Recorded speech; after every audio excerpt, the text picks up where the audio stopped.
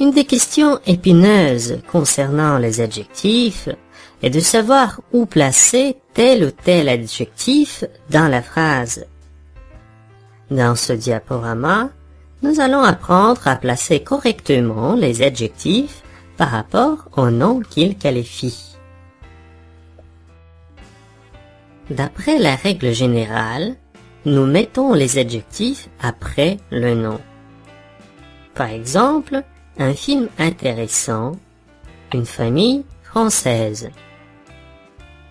Nous plaçons l'adjectif devant un nom quand il est court et si l'on emploie fréquemment dans notre langage.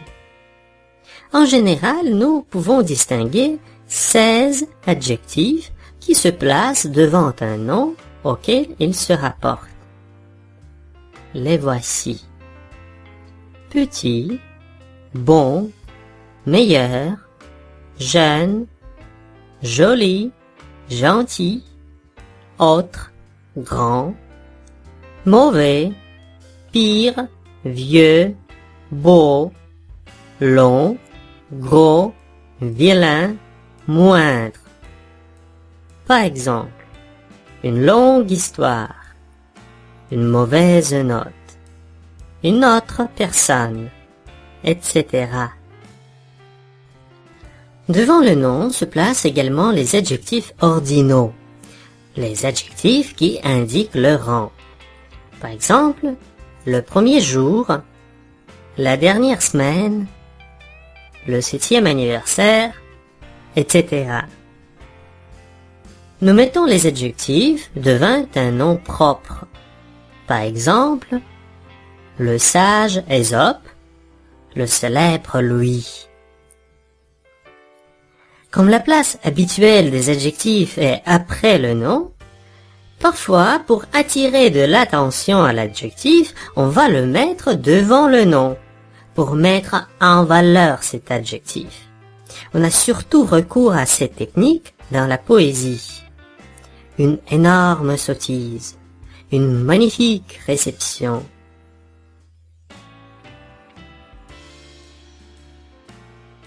Parfois, pour mieux décrire un tel ou tel nom, nous allons employer plusieurs adjectifs. La question ici est de savoir comment placer ces adjectifs les uns par rapport aux autres et aussi par rapport au nom. En fait, la règle est assez simple. Les adjectifs gardent leur place respective, soit après, soit devant le nom. Par exemple, si vous dites une belle maison, belle est devant le nom, et une maison blanche, blanche est après le nom. Alors, pour employer ces deux adjectifs ensemble, nous allons les mettre à leur place respective, c'est-à-dire une belle maison blanche. Dans le cas où nous avons tous les deux adjectifs devant le nom, comme par exemple un beau garçon et un gentil garçon, il faut voir quel des deux est plus étroitement lié avec le nom, ou quel adjectif est plus important. Dans notre exemple, l'adjectif gentil est plus pertinent, donc nous allons le garder près du nom. Ainsi, la variante correcte est un beau gentil garçon. Quand les liens sont égaux, nous allons mettre une conjonction « et » entre les deux adjectifs. Par exemple, pour un beau gâteau et un bon gâteau, les deux adjectifs ont la même valeur et le degré d'importance. Donc nous allons les coordonner à l'aide d'une conjonction « et ».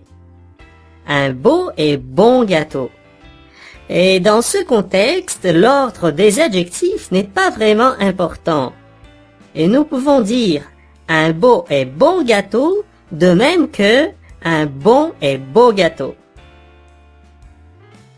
Nous appliquons les mêmes principes pour les adjectifs qui se placent d'habitude après le nom, comme par exemple une vache noire et une vache douce. Dans ce contexte, la couleur de la vache est plus fondamental que son comportement. Ainsi, nous allons dire une vache noire douce. Il y a aussi des adjectifs qui changent de sens selon leur place.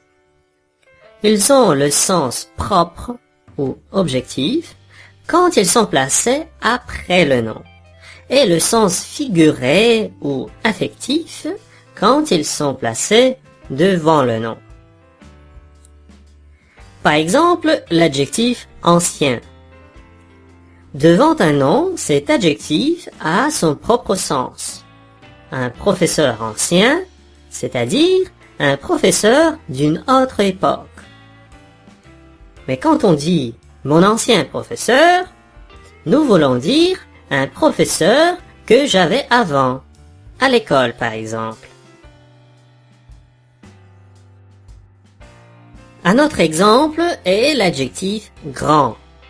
Si nous disons un homme grand, nous employons cet adjectif dans son sens propre, c'est-à-dire un homme de haute taille. Quand on dit un grand homme, nous parlons d'un homme célèbre et qui est important dans l'histoire. Encore un exemple est l'adjectif pauvre. Un homme pauvre qui n'a pas d'argent et un pauvre homme, c'est un homme malheureux qui n'a pas de chance.